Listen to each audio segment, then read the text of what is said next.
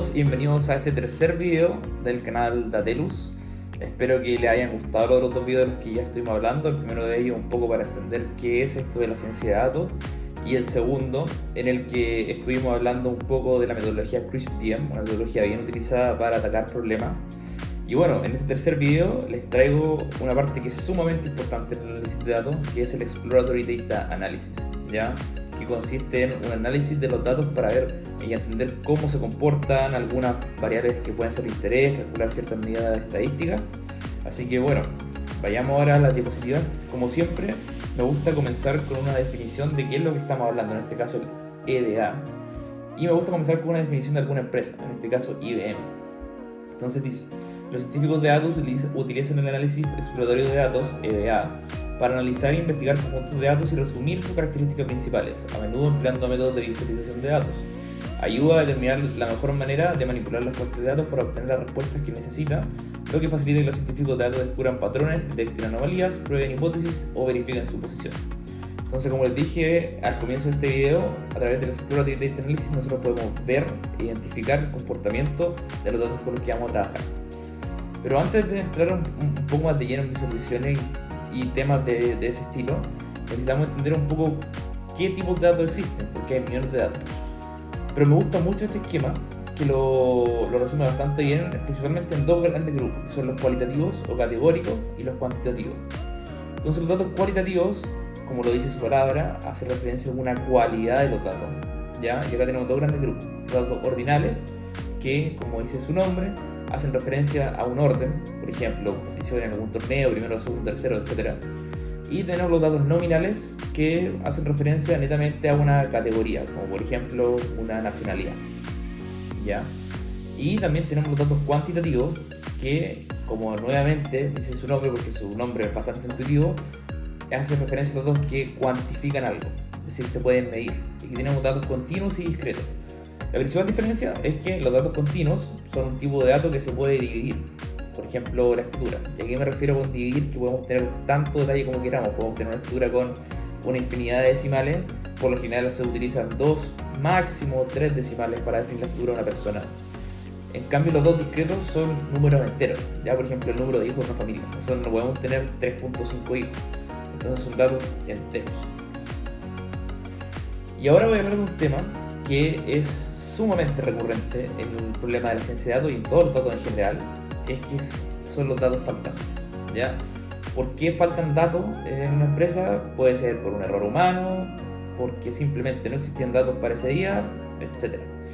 Entonces acá me gusta mucho siempre hablar de este tema con este ejemplo que son las acciones, porque el mercado de las acciones todos sabemos que cierra el fin de semana. Por lo tanto, si queremos recolectar datos, no vamos a tener los datos de sábado y domingo, si siempre vamos a tener datos faltantes. Entonces tenemos que ver alguna forma de subsanar este problema, porque a los algoritmos no les sirven tener datos faltantes. Afortunadamente hay varias técnicas que se pueden emplear, las cuales vamos a hablar acerca de ellas a continuación.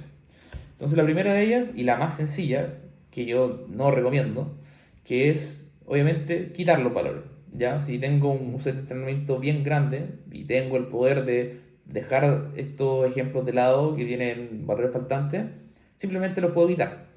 Habitualmente no es el caso, y tampoco es lo ideal, porque puede ser que le falte el dato para una variable y que el resto de las variables existan, y perder todo un dato por una variable tal vez no es lo más óptimo. Por lo tanto, yo dejaría esta opción como último recurso. Una opción un poquito menos drástica es reemplazar los datos con algunas medidas estadísticas, ¿ya? Habitualmente se utiliza la media para reemplazar los valores faltantes, pero también puede ser la mediana o la moda, aunque, como digo, frecuentemente se utiliza más la media.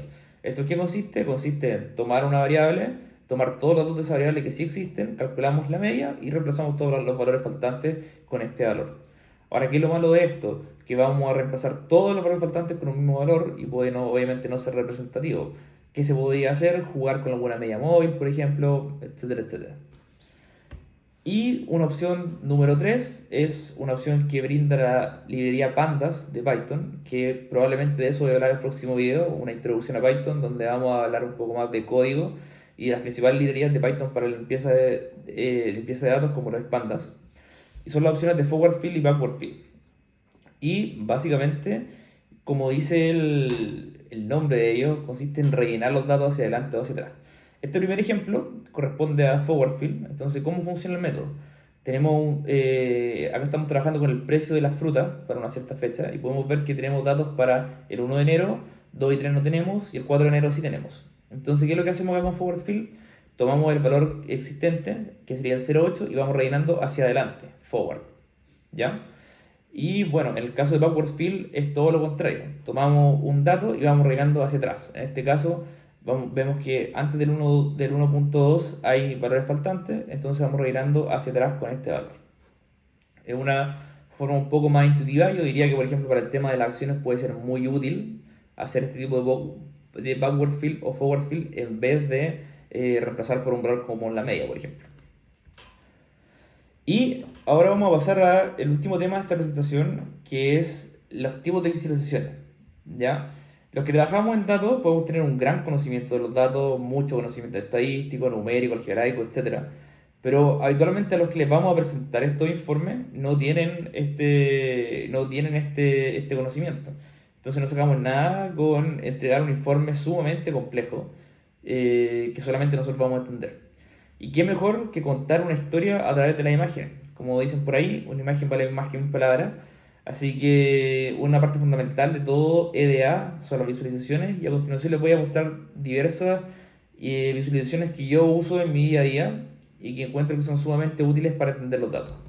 Primero comenzando con el histograma, que es lo que yo diría que es la más común y una de las mejores que encuentro. Lo que hace es clasificar los datos en ciertos rangos y va graficando la frecuencia de estos datos. Por ejemplo, acá tenemos puntaje de estudiantes y podemos ver que en el rango 53-58 hay 50 estudiantes, 68-73, 42 y así sucesivamente. ¿Ya? Esto es súper interesante porque nos permite ver una distribución a priori de los datos y a la medida que estas cajitas que se conocen como bins las vamos haciendo más pequeñas, eventualmente podemos desarrollar una función de densidad de la variable. Ya de hecho, así es como se hace eventualmente. Entonces, este es uno de las visualizaciones que más se utiliza. Yo la uso mucho y es sumamente cómoda e intuitiva. Al igual que la que viene ahora, que es CountPlot, que como dice su nombre, count en español significa contar, y simplemente cuenta la frecuencia con la que aparecen los datos relacionados a esta variable. Ahora, no hay que confundirlo con la variable anterior, que acá estamos hablando de categorías, o sea, de rangos, y aquí estamos hablando de variables en particular. Y este tipo de gráfico es útil cuando tenemos una pequeña cantidad, la variación de la variable, el rango de la variable es relativamente pequeño. Por ejemplo, acá que estamos trabajando con días de la semana, claro, tenemos 7 variables, entonces podemos graficarlo perfectamente, pero si tuviésemos, no sé, 60 opciones para una variable, no nos serviría. Ahora pasando un poco al gráfico de torta o el chart pie, que como dice acá, es una forma visual que nos permite identificar la distribución porcentual de un valor y analizar a qué parte del todo corresponde cada dato. En este gráfico podemos ver el número de estudiantes y el porcentaje que cada uno de ellos pertenece y cómo se va dividiendo. También una visualización súper útil, súper cómoda y súper intuitiva para la persona que lo está leyendo. Y acá tenemos el gráfico de bigotes o boxplot, que es una herramienta sumamente útil cuando queremos detectar outliers o puntos atípicos. ¿Ya? Primero, antes de explicar, antes de entrar de lleno en esto, tenemos que explicar lo que es el concepto de los cuartiles. Y cada cuartil, que se denota con la letra Q, es un valor que divide la muestra en 25%. ¿Ya? Por ejemplo, acá en este gráfico podemos ver que este valor aproximadamente del cuartil número 1 es más o menos 0.8.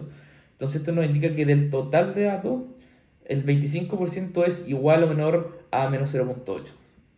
Y algunos conceptos importantes también es el rango intercuartílico, que es la diferencia entre el cuartil número 3 y el cuartil número 1, y abarca el 50% central de los datos.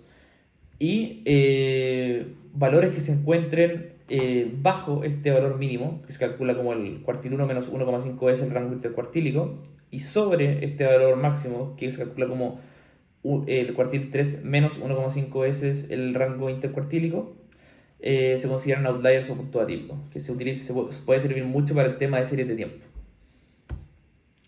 También tenemos la matriz de correlación, que si bien sabemos que correlación no implica causalidad, nos puede dar un indicio de cómo se comportan nuestros datos entre sí Y si combinamos lo que nos entrega Pandas con Seaborn, podemos crear esta matriz que yo la encuentro sumamente intuitiva y puede servir de mucho. ¿Ya?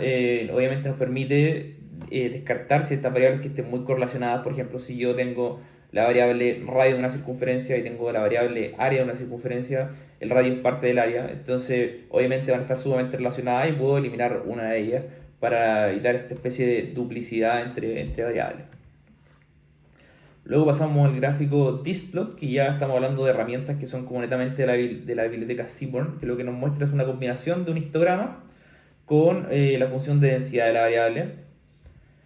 Tenemos también el joint plot, que se utiliza para graficar y ver el comportamiento de dos variables. Acá podemos ver el histograma de la primera variable, el histograma de la segunda variable, y podemos ver un gráfico de dispersión o scatter plot que nos muestra cómo se comportan estas dos variables en conjunto. Nos sirve para ver una especie de tendencia entre estas dos variables. Y finalmente, quiero cerrar con el pair plot, que se podría definir como una extensión del joint plot, pero a más variables. Y lo que hace es que compara todas las variables que existen. Obviamente aquí hay 4 variables. Si fueran, por ejemplo, 20 variables, tendríamos un gráfico de 20 por 20 que no nos serviría. Y cuando comparamos una variable con sí misma, nos muestra la distribución de la variable a través de un histograma.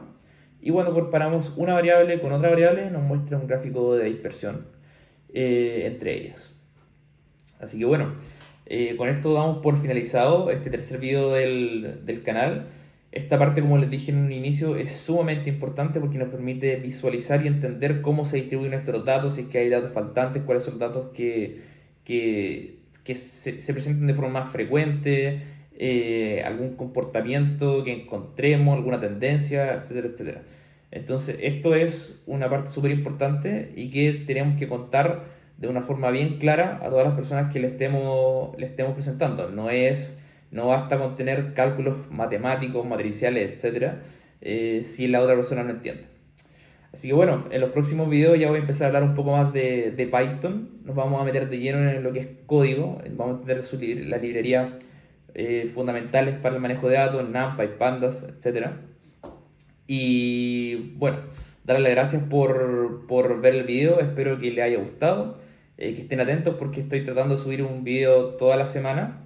Y ojalá que se puedan suscribir al canal. Como digo en todos los videos, tengo harto material, harta ideas que quiero compartir con ustedes.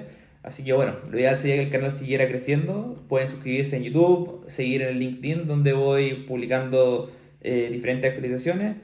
Y nada, dejarlos invitados para la próxima semana, nuestro próximo video, en el que vamos a hablar de Python. Espero que lo hayan pasado genial, que haya quedado todo súper claro. Y nos vemos en el próximo video.